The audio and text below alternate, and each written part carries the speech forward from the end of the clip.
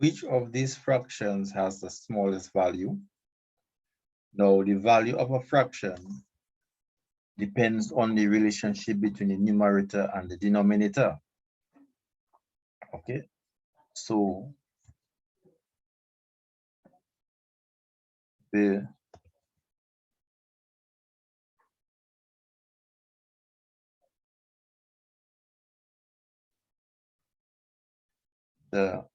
smaller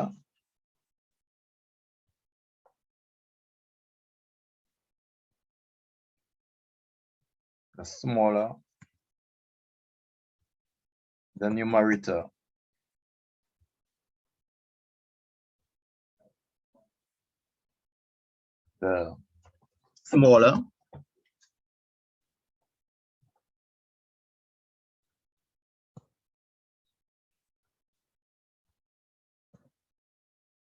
the smaller the fraction.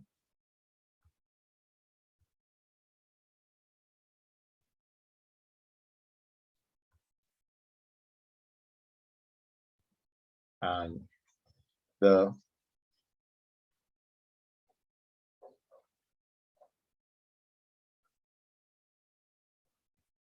smaller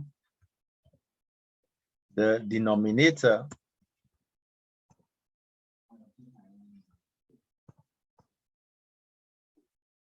the smaller the denominator, the bigger the fraction.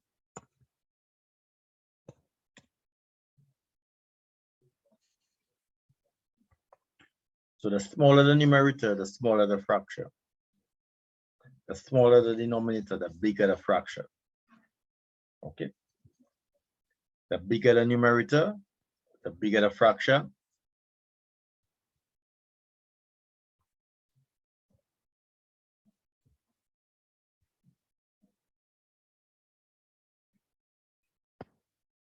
The bigger the numerator,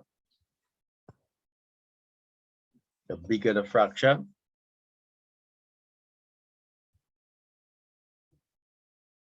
And the bigger the denominator,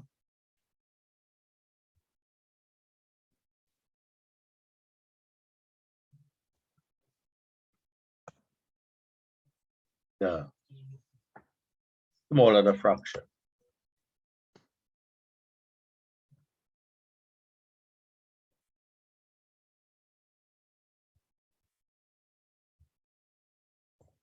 So with this, you can see for fractions, there is a direct relationship with the numerator.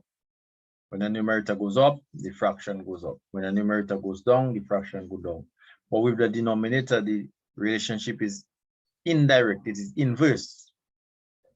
So when the denominator goes up, the fraction goes down. When the denominator goes down, the fraction goes up. So when you have 3/10 and 3/10 and 3/8 and 3/10, the numerators are the same.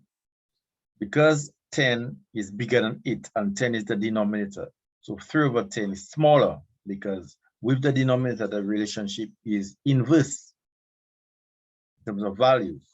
So as the denominator goes up, the fraction goes going down. So 3/10 is smaller than 3/8. Now what about 3/10 and 11/12? As you can see, the numerator of fraction C is much higher and the denominator is not much higher. Okay, and the numerator and denominator are very closely related than fraction B. 11 just 1, the difference between 11 and 12 is just 1. The difference between 3 and 10 is 7. So this makes fraction C closer to 1. 1 will be 12/12. So fraction C does not have much to do for it to reach 1. So fraction 11/12 is closer to 1 than 3/10. Okay, so fraction C now is bigger. Okay, it's not only the fact that the numerator is bigger and the denominator is just much bigger than the numerator. Okay, the fact is that 11/12 is very close to 1. Just one more and you have 12/12. But fraction B now have to 7 more. The numerator has to increase by 7 more before it can reach 10 over 10. So because of that, fraction B is smaller than fraction C. So fraction B is smaller than fraction A, fraction B is smaller than fraction C. So we have to compare fraction B with fraction D because we're looking for the smallest fraction. Now, when we compare fraction B with D, the difference between 1 and 13 is 12. So fraction D has much more to do to reach 13 over 13 than fraction B. Plus, the denominator of D now is higher than B, so that actually reduces the chances of D being greater. D and the numerator now is smaller than the numerator for B, so all of that making fraction D smaller than B because the numerator is smaller, the denominator is bigger. Plus, for D to reach 13 over 13, there's much more to do. You have to do 12, add 12 to 7 to 1, whereas B now just have to add 7 to 3. So D is smaller than B, so D is the answer. Okay.